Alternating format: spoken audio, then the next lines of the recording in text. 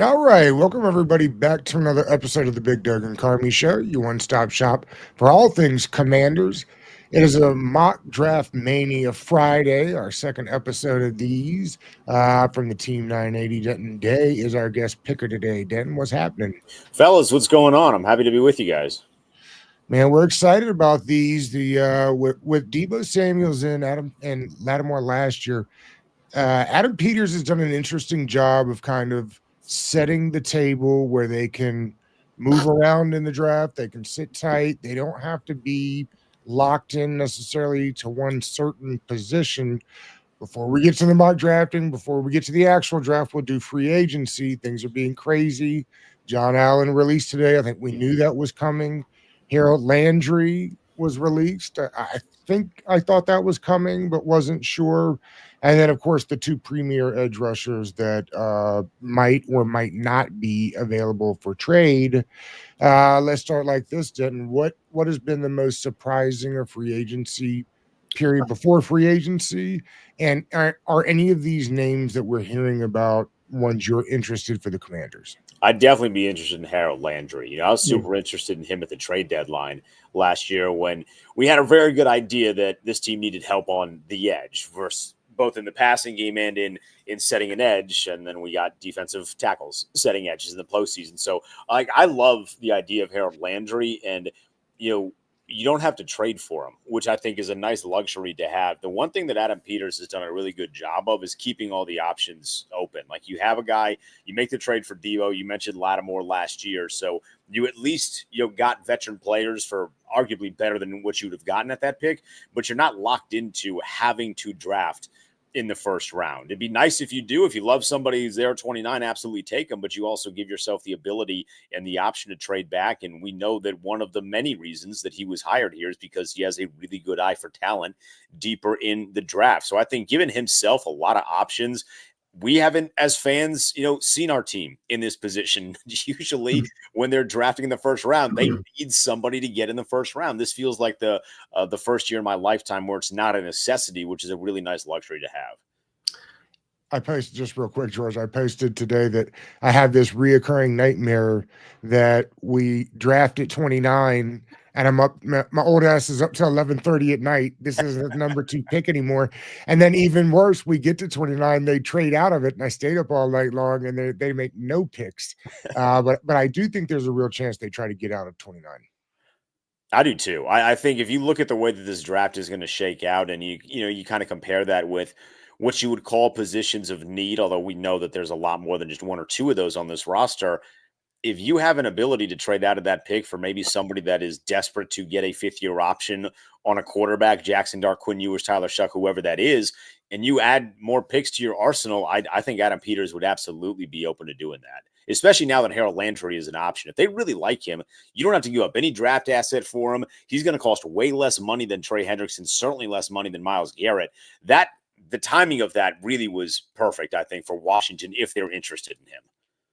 And then that was my question, right? We kind of have in a weird dichotomy here with Jaden Daniels. Obviously, there's a win now window with him being on his rookie contract. I'm just curious, do you have a preference on how aggressive you want to be this offseason? Do you want to push in the chips and go after a Myles Garrett or Trey Hendrickson? Or, we know that Adam Peters is a draft guru. Do you want to add more picks and go that route? Do you have a particular preference in your end? So I want them to stay to their plan, right? Like, if they want to speed it up a little bit, and like, I think going out there and getting Debo was maybe a speeding up of the plan. Getting Marshawn Lattimore last year, knowing that, hey, we have an opportunity now to maybe make a deep run, which we know they ended up doing. Let's add another piece here. I'm more in line with that. I don't know that as great as Myles Garrett coming here would be, and like, if that ends up being the case, I'm totally fine with it. But I don't know that I feel great about just throwing the potential to build a solid core here away for Myles Garrett. We've seen that almost, I don't want to say it feels like a Dan move, but it does feel like somewhat similar. Just, he's really, really good. I'm going to do whatever I can to get him. I think you have seen that there are better ways to win than, allocating a ton of assets and then a ton of money to a guy that really hasn't ever been in your building before. You know guys in the NFL, so you can hear things and stories, and guys have connections, whether it be players, coaches, even Adam Peters, but you just never really know until he's in your building. So the idea of trading potentially multiple first-round picks, then giving him, I mean, if Max Crosby got 35.5, Myles Garrett his floor for his next deal is 37, maybe that's even generous. So I don't love the idea of just throwing everything out there and saying this is what we need, because they're not just one great defensive player away. And Hendricks probably cost you 30. I mean, Yeah. you know what I mean? Like he needs more too, right? Denton, is Harold Landry just a juiced up version of Dante Fowler? Can you play Harold on early downs, which is what the bigger problem for the Washington defense was last year? Yeah, I think you can. I think at the very least he's playing more than 16 snaps in an NFC Championship game. Fowler had such a good year when it came to getting after the quarterback, but like I remember just looking at that snap count on Monday, absolutely gobsmacked as to how you had a guy here that was such a liability that you literally couldn't put him on the field. So I think at the very least, Harold Landry can play all of the downs that you need him to play. And I do think there is one, you have a little bit of youth in there, but I think there's an athleticism there that would also benefit this Commanders defensive line. And the one benefit of Harold Landry, I'm looking at his stats right now, 28 years old, had 9 sacks last year, 10.5 the year prior, and 12 the year prior to that. So there is some potential upside in a couple years investment in him. And like there's so many different directions too, like because you're not giving up assets, you can go for him and then still wind up with a really good edge guy in the draft at 29 if you love him, and all of a sudden there's your defensive line for years to come. Those two guys, Duran in the middle and then Johnny Newton in the middle. So that'd be all of a sudden what was one of the weakest parts of the defense last year. Not saying it'd be the biggest strength necessarily, but it's significantly better than what it was. I agree. George, you want to go ahead and pull up the mock draft simulator here? Yeah. Denton, while he's doing that, do you think they were disappointed in what they got out of Dorrance Armstrong, or were we as a fan base expecting too much out of him? Is that not really what they saw from him, or did he not? It's probably both, because they bring him over as one of the few guys that had a multi-year deal. I think the expectation was that he was going to maybe have a little bit more consistency than what they ended up getting out of him. But I do think he played his best ball when it mattered. I mean, there were a couple of plays in the postseason that I thought he really came up spectacular. So hopefully we see more of that moving forward. I know I personally, I don't know that I expected him to get necessarily double-digit sacks per se, but I definitely thought he would be much more of a noticeable factor on defense than it felt like he ended up being. You made a great point there. He was much better in the playoffs. Like, right. I think that was what I think we thought we were getting, a guy that just needed more reps to be productive. Showed flashes in the playoffs. Hey, Denton, before we get this dialed up, I'm kind of curious. Obviously, there's some big news in Washington land today. Jonathan Allen got released. I'm just curious what your thoughts are on that release, and what is Allen's legacy here in DC over the past 8 years. I'm a little bummed. I really liked John. I know that people felt a certain kind of way about him, but when the playoffs came around and he came back, I really did think he made a positive difference. And I mean, we can talk about his legacy in DC. John and I are around the same age. We didn't go to high school together necessarily, but we went to high school, 4 or 5 miles apart. And when my football team was not very good in high school, I was watching John Allen tape to see, at one point I watched him jump over a gunner. On a punt block. It was the most insane thing I've seen for a guy that's his size. Like, that athleticism is just not very frequent around. You do this at a public school. I hope fans look back now that era is officially over, and they do really like John for what he was. It does stink that he spent his best years with an organization that was just completely lost within itself, with this stuff with Dan and the Ron and the Del Rio and the end of Gruden. Like, there wasn't a lot of opportunities for his best ball to be on winning teams. But I thought for what he was, I do think that he had a really solid 8 years here. I agree with that. All right, let's dial it up. So we're jumping into our mock draft. We're about to jump in. How many rounds do you guys want to go? 4 or 5, Doug? They don't have any in 5 or 6, right? So they have one in 6, I believe, right? Yeah, they have one at like the very end of 6. Yeah, okay. So let's go 4. That's fine. We did the first one with 4. All right, sounds good.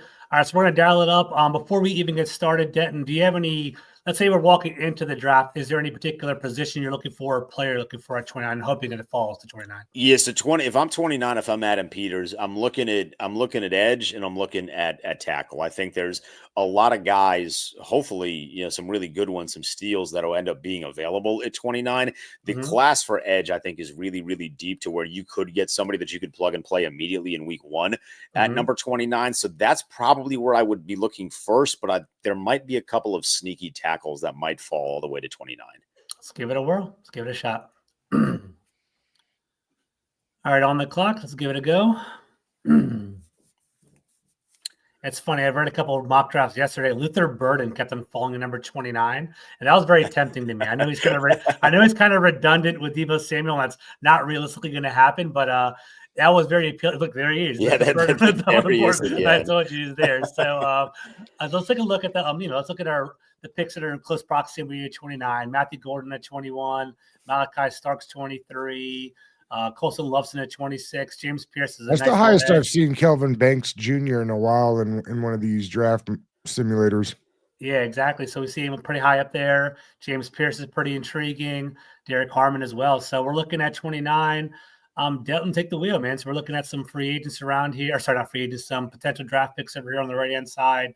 Does anybody kind of catch your eye at all? Yeah, so they're definitely, as you're scrolling up and down here, I see Nick Scourton out of Texas A&M, and I think he's a guy where if you end up taking another, or you find a way to get like a Harold Landry or maybe like a Trey Hendrickson, putting him on the opposite side, especially if you end up with Trey Hendrickson, because Hendrickson is so good at getting after the passer. Well, Scourton is, his bread and butter was in the run game at Texas A&M. They had Shamar Stewart, who was their primary get after the quarterback guy.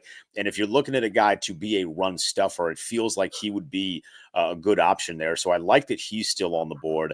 I see Josh Connerly on there as well, the tackle from Oregon. And I've heard some really good things about him and sort of his versatility, playing both on the right and the left side. So I don't know what they feel with Brandon Coleman. I saw JP on with you guys earlier this week, and he was talking about that.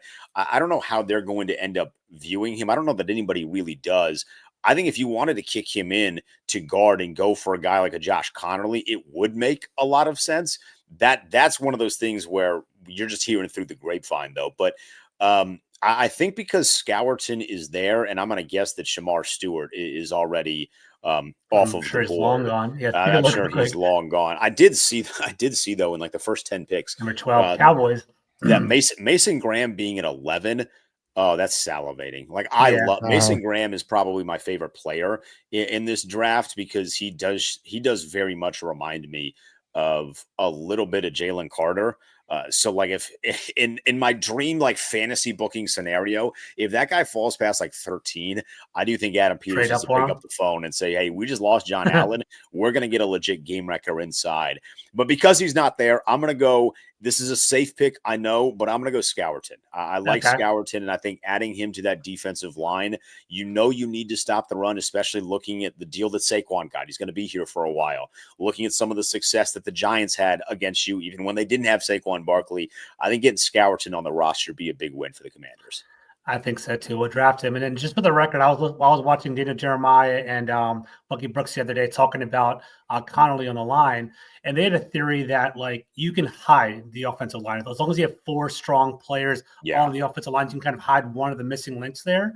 And I think getting Connerly could potentially bump Brendan Coleman in, as he kind of alluded to, and just having strong offensive line players will make you better altogether. So that's one option. But and especially just to bounce off that, especially not knowing when Sam Cosmi is going to be healthy. That's true. If they don't want to. Like, I love the idea, maybe this is a little too fairy tale, of like bringing Brandon Sheriff back just for a year. We brought that up on the show the other day. Just sit in for Sam Cosmi when Cosmi's back. If you want to ride off into the sunset, go for it. But if you wanted to bump Coleman over there, if you love what Alec Reddy did, and then have Connerly, Alec Reddy, Biotish, Coleman, and then Wiley, it's not the worst offensive line in the league, I don't think. I thought it was interesting. JP was telling us he pulled up I think it was JP for the testing numbers when we were talking to him about left tackle, and Brandon Coleman and Connerly are basically not the tape, but just them athletically, same exact profile. Exactly. Yeah. The other thing I wanted to ask you for, I like the pick, Amari and Hampton was still there, would you be intrigued? Could you Oh my God. convince yourself to do that at 29? Yeah, Yeah. I saw him on there and I was like, do I want to be the guy that comes on here and says, give me a running back in round number 1? But I love Amari and Hampton, and Yeah. UNC wasn't all that spectacular this year. They had a lot of stuff going on just organizationally as a program, but he's a guy that immediately. I think Brian Robinson has been a good back here. I think the story of Brian Robinson is one that all of us have been fans of. Oh, I would take Amari on Hampton though. If you think that that's a top priority, I would take Amari and Hampton immediately. I think he does so much for your offense, and he just gives Jaden Daniels another weapon. Yeah. Absolutely. So real quick, what I find the most intriguing, and I watch it every single year, I love the top of the second round. I think there's so much value there. So I'm just curious, let's say we trade it back, and we talked about offline, we'll have another mock draft in a moment and maybe potentially trade back. Let's kind of look at what we could have had earlier, right in that top of the second round selection right there. Maxwell Harrison, people are talking about him quite often. People are saying Gray Zabel can play all 5 positions of the offensive line. Luther Burden, we see him right there. And Murray and Hampton going to the Giants. Oh, my God. Always going over there. Shador Sanders falling to the Raiders. I don't know if I believe that. I love Jaden Higgins. I love that size at 40 with the Saints. Yeah, he's a great player. And then let's kind of scroll down a tiny bit. Quinshon Judkins. We ended up going DN in the first round, and he doesn't make it to where we're drafting. But if you scroll up is it Jackson from Arkansas? I find very intriguing. Mm-hmm. Yeah. Like if we did it backwards and somehow he fell to the Commanders in that second round, that'd be perfect. Nice. Yeah, nice. Yeah, he'd be a really good play. It's interesting that Travion Henderson is this deep in all the mocks. In all the mocks, which is crazy because I was talking to people, I think it was last week, just trying to get a feel for it. Combine coming up, I always like to just kind of make some rounds on what people are thinking. And there was a lot of individuals that I spoke with that said Travion Henderson is running back 3 to them in this draft because of some of the versatility, and it's some of the guys. Who's number 2, Hampton?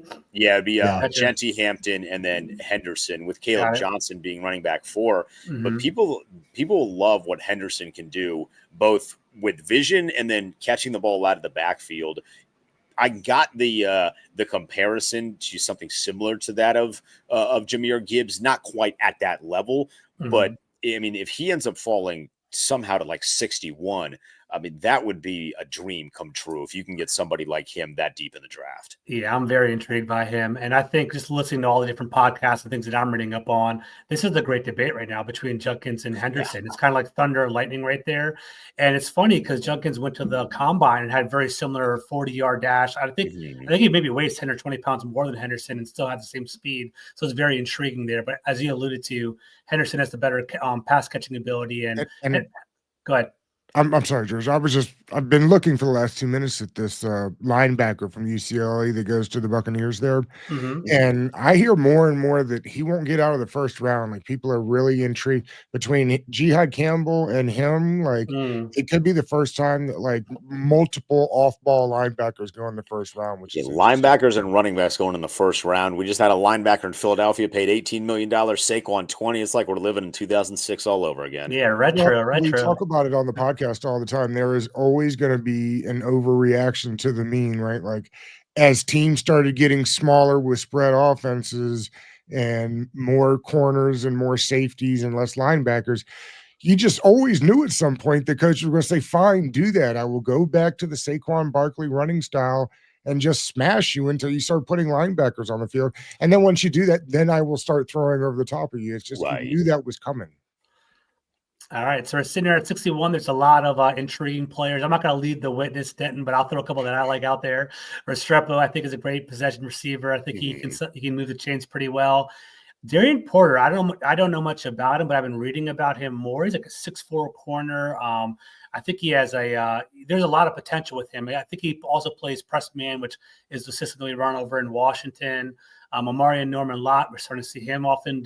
Dylan Sampson. So there's definitely some intriguing players up here. And that Earstay is a right tackle, right? Like, I think we focus so much on got to replace the left tackle, got to upgrade the left tackle, when indeed maybe the best move is just upgrade the right tackle spot with a young rookie, and let's bookend them for the next 10 years if we can. Right, sure. especially if you don't have long-term plans for Wiley. I do hope the team keeps Corn Lucas because I Yeah. thought when he was utilized that he played really, really well. So there are a lot of really good names on here, and Restrepo being there is certainly something that is intriguing. He could be your burner, right? Like if Debo's going to be, I know Weapon X is Brian Dawkins, but I'm I an love that X-Man though. guy. If Wolverine. he's going to be, if he's going to Yeah. be your Wolverine, if you will, having Restrepo and then Terry with maybe Noah Brown in there as well. That'd be a pretty good receiving core. But right there's the guy that I want. I love Benjamin Morrison. You talk about a lot of man coverage at Notre Dame, and you have the ability there if you really, really like what he brings on the outside, you can kick Mikey back to the inside. I thought Mikey did a really good job on the outside this year. I think he could be potentially an elite slot corner. And if you look at some of the defenses that Dan Quinn has had over the course of his career, I know he's not going to necessarily rebuild the Legion of Boom, so to speak, but they had 5 guys that were sensational, 2 really good safeties, and then 3 corners that were really, really good. So I'm gonna go Benjamin Morrison. He doesn't have quite the height that we liked out of the guy out of Iowa State, but I'm gonna go Benjamin Morrison, and I'm gonna give you one name to watch here because as you were scrolling down. I saw Jalen Noel still available. If you take a corner here, Jalen Noel is available in round number 3. That'd be that sexy. Would be the trifecta. That'd be really, really nice. I do like that. And I agree with that. I think Benjamin Morrison is, by all accounts, he could have been a first-round pick, right? He's if he doesn't get hurt, you're not getting him in the second round for sure. Exactly. So that's a good value pick. I agree with that. So let's pull the trigger on it and see what happens. I like that Josiah Stewart was right after him. Yeah. I don't know if you saw the pick immediately after Morrison was Jalen Noel. Yeah. Yeah. Okay. Just I knew they would go after him. It looks like I love Trey Harris too. I would have loved if he was he stayed there. So Jalen Noel going literally right after. Damn you, Buffalo. But they need another wide receiver. They do. I think this is where you would start to look now at offensive line. Regardless of what happens in free agency, just to make sure that you feel comfortable with the depth, understanding that you are going to be going up against some guys that are just absolute game breakers. I see some other running backs in there too. Like I really like Devin Neal. I think he would be a really good value pick here at 79. I mean, he was going crazy at the end of the season. He was he was the proverbial bracket buster in the college football playoff, just destroying all the hopes of most of the Big 12 teams. Isaiah Bond is a fun pick. He is. As well. I did see Jalen Milroe come off the board, basically like right at the start of the 3rd round. That's just something that I find to be interesting to see where he's going to go. I saw him at good luck. I mean, I'll pray for that man if that's where he ends up going. Yeah, I do love Jalen Royals as well, coming out of Utah State, a little bit of a smaller school, but I think he might be able to transition, well into the NFL after the first couple of weeks. A bunch of tackles on the board still. Tate Ratledge at guard is still on the board. Yeah, Ratledge was one of the names that I'd be looking at here, saying, let me see if hopefully they've met with him. But Ratledge is a really good option to have there. I think Ratledge might end up being the guy here. When you get deeper into the draft, one of the things that I like to take into consideration is where are you coming from? What is the kind of the culture of the program in which you're coming from? If you are constantly in big football games and playing meaningful games, I do think that's a benefit. Not that that's it's not high up on the list. Obviously there's, measurables and getting to know the guy, but, coming from a program like Georgia, who's used to being in big game scenarios. And if your hope is that you're going to be in big game scenarios, that was one of my favorite things about Jake this year. Everyone was like, what's it going to be like when he's in Cincinnati on Monday Night Football? I was like, buddy, he played in Tuscaloosa at night. He'll be fine. Like Cincinnati, with all due respect, is not even close. So I'll go Ratledge here. Get yourself a little bit of offensive line depth. I always like it when Bulldogs make the roster. And he's got a 9 out of 10 mullet. I mean, what are we doing? I was going to say his mullet is exquisite. It's the best mullet in the game. So that's fantastic. So we'll draft him right there. But I agree with you, Denton. I know the Detroit Lion fans were kind of really hyped up talking about, it's going to be so dangerous for Jane Daniels to walk into Ford Field during the playoffs. But did he play in Death Valley in LSU? Yeah, I'm not worried about that at all. So I get it. It's an indoor stadium and you guys are loud, but he played where football's literally a religion. He'll be exactly. okay. Exactly. And as more and more teams beef up the interior of the defensive line, like that center is becoming just as important as those tackles, right? Right. Just as right tackle has now become just as important as left tackle because you've got blitzers coming from both sides. And frankly, if we know you've got a great left tackle and not a good right tackle, we're just going to easily blitz off the right side. Same thing, right? The closest place the fastest way to get somewhere is a straight line. Having guards that can play is becoming more and more important all the time. Like you just can't find some big fat guy and set him in a guard and say, go do Right. your thing. You know what I mean? Like it really doesn't work that And way anymore. especially with Jalen Carter, because you're going to have to play him twice. You Damn hope right. that you play him, potentially 3 times if you guys are both deep enough. So, watching out for him, that Giants defensive line, despite the fact that everywhere else on their team stunk, I thought they had some really good players. And then we saw what Dallas did with Michael Parsons. They said, hey, you guys have some tackles that are playing well. We're going to put him right over your center That's and right. figure it out. And it was they were wrecking the game both times for the first portion of it. So, you got to make sure that the interior of the offensive line is good to go. And to that end, Jaden Daniels is so elusive. He's so aware. I think he can, as long as the immediate pressure of having the guard and centers protect him up front, he could probably see in his peripheral as the edge coming at him and to run the other direction and get away from it. So it's probably a good direction over there. So, all right, gentlemen. So we did one mock draft here, pretty solid. Denton, what we typically do is we do 2 mock drafts. We basically post it up on Twitter and see what people think and kind of give us vote A or vote B. So let's give it one more round and maybe we could kind of see some trades in this one. See how we're definitely trading in round number 2 here. We got the serious one out of the way. Okay. Let's put our fantasy crazy. GMs. Yeah, let's put our fantasy GM hats on. Let's do it. Let me refresh it real quick and start from the beginning. All right. So we're gonna walk in. Should we do more rounds or should we just stick with 4 again? Yeah, just go 7 because you're gonna miss 5 and 6, and getting through the 7 won't be that hard. All right, I want to something tells me that we're going to end up with a 5th round pick and a 4th. I agree, 100%. All right, are we walking into the draft aggressive, Denton? You're the guest of the show. Are we going to start off with a draft trade right now? Or are we going to kind of see how the board falls? We got to see how the board falls because there's a couple positions, there's a couple teams that I've already kept an eye on to see what they're doing and who we can make a deal with. I like it. So you talk to me. I'm gonna hit start and I'll pause it whenever you want me to get going. All right. So here we go. Yeah, let's hit start here. I'm keeping an eye on quarterbacks because I think you'll be able to take advantage of a team that maybe doesn't want to go too high for a quarterback but wants a 5th-year option by swinging back into the first round. All right, let's give it a whirl.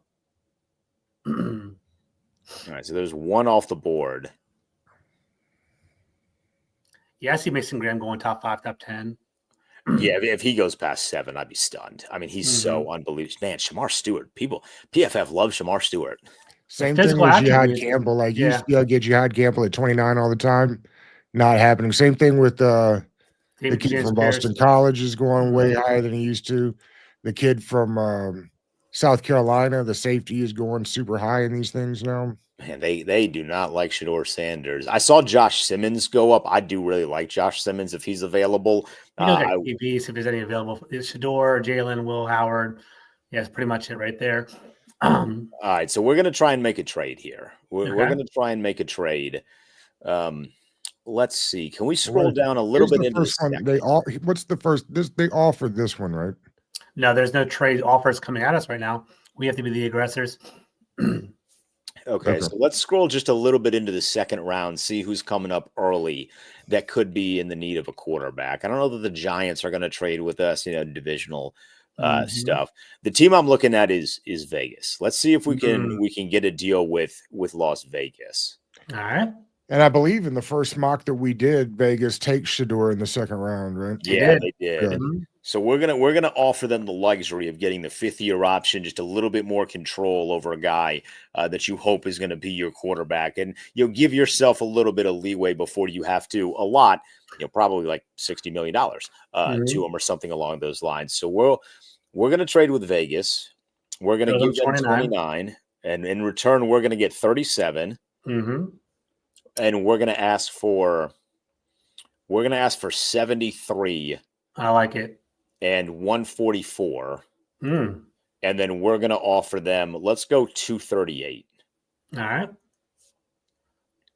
They don't seem too interested. Let's give it a whirl. Let's give it a shot. Let's see what happens. All right, offer the trade. All All right, Not we have four accepted, teams. these bastards. I know.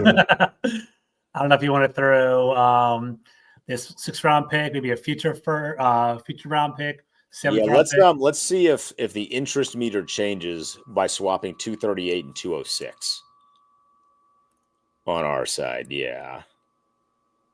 No.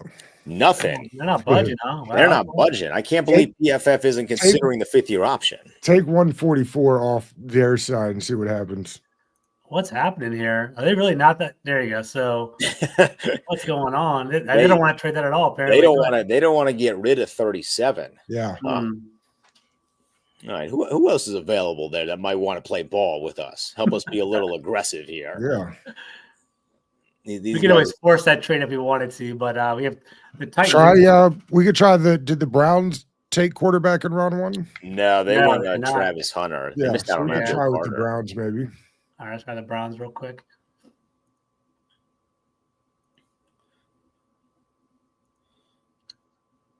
They're not interested in trading for this pick. Man, interesting. Nobody seems to want 29. Mm-hmm. That's stunning. I am concerned that's some real life stuff too, though. That there won't be anybody that's that excited about. So if the Patriots, they went Abdul Carter in round number 1, but it's very clear they need wide receiver help for Drake May. And on the board right now, I believe, is Luther Burden. Mm-hmm. So let's see if we can play ball with the Patriots so they can jump a team like Buffalo that needs a wide receiver. Kansas City needs a wide receiver. So maybe they would be interested in jumping up a couple of spots to be able to take a wide receiver. All right, they're not interested right now. Maybe we can sweeten the deal a little bit. So let me see. I've done this before. I've thrown a couple, trying to have them pick swap in the second, but they're still not really interested in that either. Wow, okay. What happens when you throw in 238 and next year's 4th? Get out of here. Man, PFF just doesn't think anybody wants in the first round. Yeah, there's no way. I don't know what's going on. All right, I don't know if we'll be able to trade here then. I suggest do it. Yeah, we can always wait for another round if you want. I suggest either we pick or we trade with the Raiders and force the trade. So whatever you guys recommend. Let's go back and do the Raiders and force the trade. Yeah, let's force the trade. We're gonna force their hand. All right, let's do it. So Raiders, all right, 37, 29. What's a fair compensation? Have them give us 73 from the Jets. Okay. And then we'll go. They'll give us 181 and we'll give them 206. I like it. That's pretty fair. Are we good? Yeah, we're good. I'm going to force it. There we go. All right, trade accepted. Let's resume the draft. Let's see what they pick. Thank you, Raiders, for being so so kind. Thanks, Tom Brady. Thank you, Tom Brady. All right, cool. Yeah, right. Thanks, Tom Brady. All right. Ooh, they didn't take the wide receiver. Shador goes to the Browns. All right, we're on the clock. 37. So let's take a look at what we have. Derek Harmon, Gray Zabel, Josh Connerly, Xavier Watts. This is where I think we're going to take Connerly. Okay. Where he dropped to a spot that I feel comfortable selecting him. So we're gonna draft Josh Connerly. The defensive lineman from Oregon is enticing, but we're gonna go with some offensive line help. So we're gonna go Josh Connerly. All right, let's now, go. Real quick before you hit that, I'm curious. Would you be I know we had to force the last one, but would you be intrigued at trading out of 37 again to pick up extra spots? Like, where's the threshold where you're like, I would take as many draft selections as I can get. So if there is someone that wanted 37 and maybe wanted to give you another second and another third, Adam Peters, he does really well in those rounds. So if somebody was interested in something like that, I'd very much be open to taking a phone call. It's up to you. We have 7 teams apparently that want this pick. If we got 7 teams, let's see what there are. Is anyone giving us anything good? So it's funny. You guys tell me. I don't see them offering anything to us. I just see interest is what I see. Right. And then when I go here, the teams that are interested are Saints, Jets, Dolphins, Bills, Texans, Eagles, and Vikings is what I see. See what happens when you hit 40, 37 for us. And then let's throw 71 in there. They're off 71. How about make them give us the fifth round or that pick that we gave them for Lattimore. Yeah. Okay. I will throw them like a 7th or something because it's a 37% chance. Or do you want to include the 7th or not? No, if we're doing them a service here trading up, they got to give us something in return. All right, accepted. Perfect. All right, here we go. I like it. They took Connolly, bastards. All right, here we go. But I feel good about that now taking Gray Zabel. Okay. I think you can, if they're going to take Connolly, fine. You get a guy in Zabel that can play just about everywhere on the line, so I would take Zabel. I like it. What are your thoughts on Revel, another guy that would have gone a lot higher if not for the injury? I definitely do. I do like him. I wonder how they're going to handle injuries this year, just from the standpoint of, Johnny Newton had that injury and it felt like it took him a couple of weeks just to kind of get the ball really rolling. So I do wonder if they're going to avoid some guys that have had, recent, big time injuries. But I think Zabel at 40 is a big time win. All right, let's do it. I just want to pull the trigger on it, and here we go.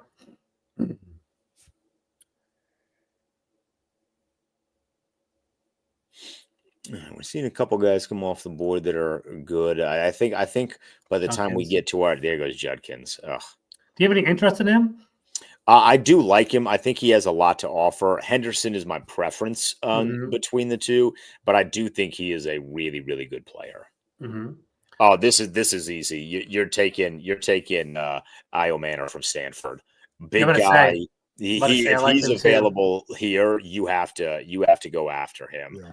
6'2", 210.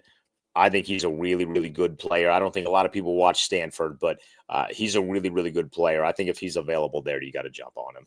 Let's do it. We actually have a pretty good spot, guys. We have 61 here, 73, 79. So yeah, I'm gonna pick Io Manor right now, but just to kind of have some downfield vision, we're probably gonna get 2 or 3 of these guys, which is pretty nice. So that'd be very, very nice. There are a couple good players still there. There are some good players up there. I'll take him and see what happens. Those trade backs make it's a good way to see, like, wow, how you could really boost.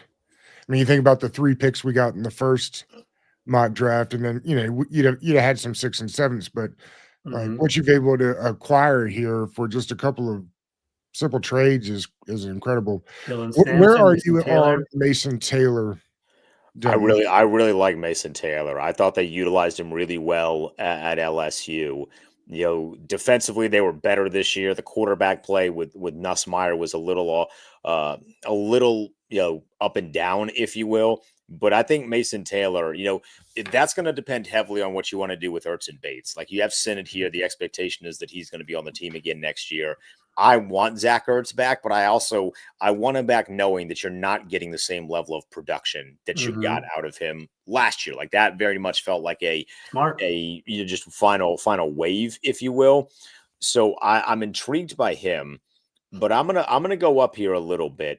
I'm going to go Kyle Kennard, the edge out of South Carolina. I think you're getting a pretty good value. Like, you grade him on the run, not the greatest in the world when it comes to run stop rate. But I think if you add a couple of other pieces in free agency, I think you add depth to that defensive front, and I think he could be a good player. So I'm going to go Kyle Kennard at this spot.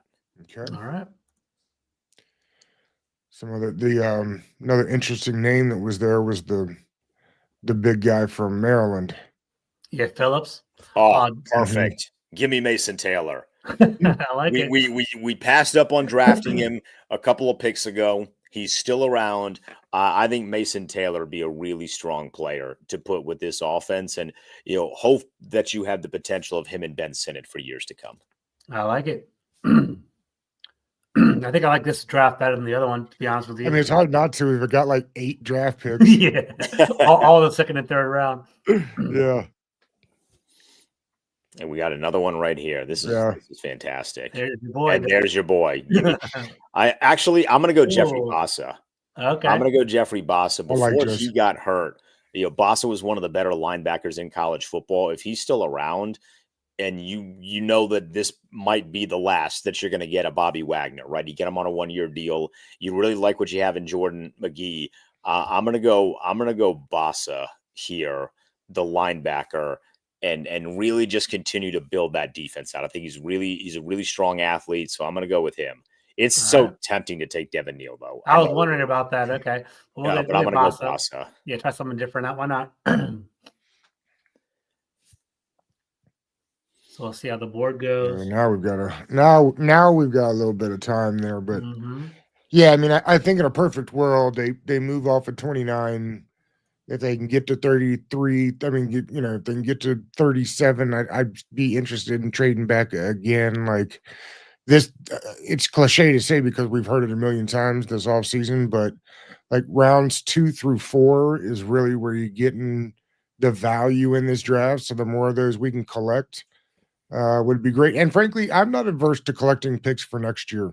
Yeah, absolutely. You know what I mean? Like, right. I think if you can build draft assets for next year, that'd be wonderful. Yeah. That's like Howie Roseman does every single year. People I think he has like 3 or 4 third rounders this year because he kept on trading back and just moving across the board. That's the way to do it. Stack of picks. All right. So we're sitting here. We're on the clock here. So I see the running back from Virginia Tech that I think is a good player. Burner. He has the speed, the home run hitting ability that this offense has severely lacked. And I think he might end up being the pick. He jumped right off the screen. This team needs another running back. You don't have to go crazy high. I know everyone, the pendulum is swinging the other way. Everybody wants to go crazy high for running backs. I'm going to go with Tutton out of Virginia Tech, and I think he's another weapon for your offense. I like that. That's a good sleeper pick late. We're going to have a pretty well-rounded draft. I like this. Yeah, we hit on a lot of the needs. Like I feel good about what we've done so far, and now you're just looking basically for bodies that you can throw on teams. Who has a motor, right? Like who wants to get out there, play some special teams, get after it a little bit, get their nose dirty.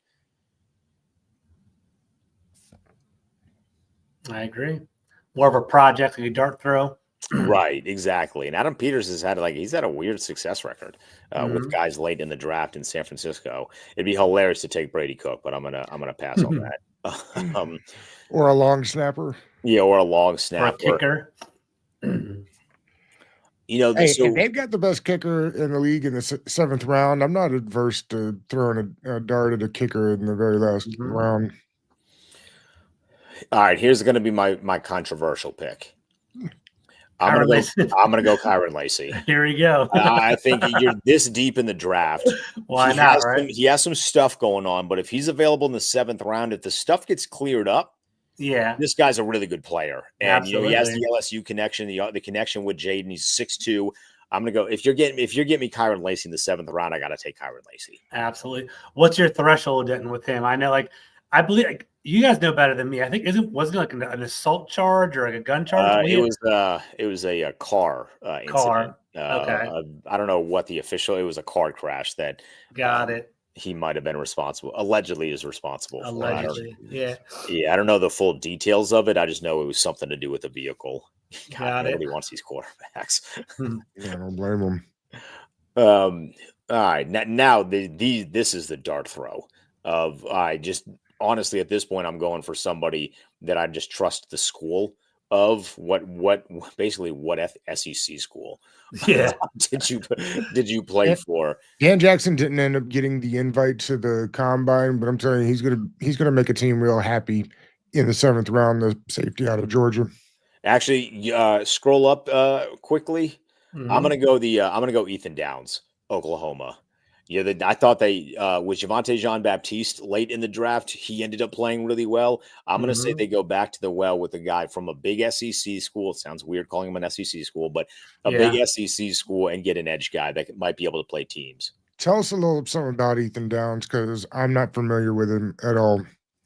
Well, I mean, this Oklahoma defense was much better, right? So he has a lot of versatility, I think, in getting after the passer, and I think he can be really good when it comes to, hey, you're going to be our edge setter, right? Like this is going to be your job for the first year or two. You're going to play teams, and on downs that we feel like a run is coming and someone needs a breather, you're going to go there and you're going to set an edge. So I think that'd be a really good pick.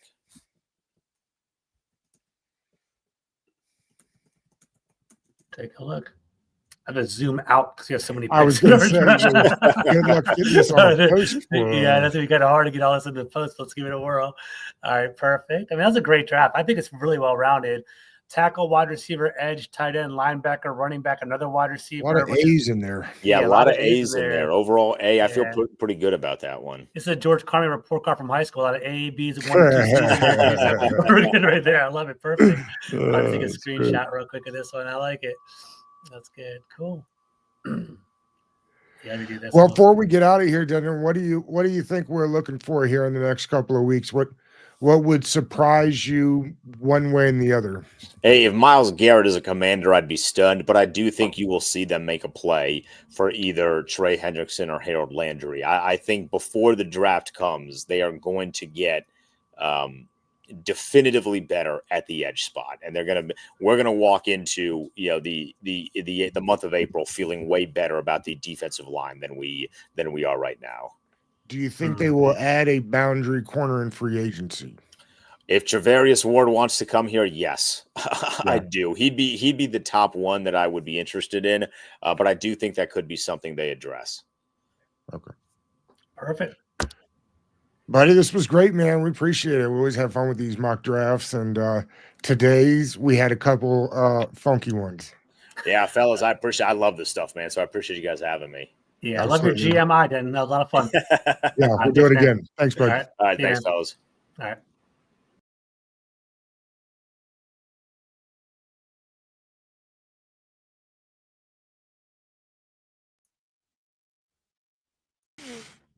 That was cool. Here's the Well, I can tell you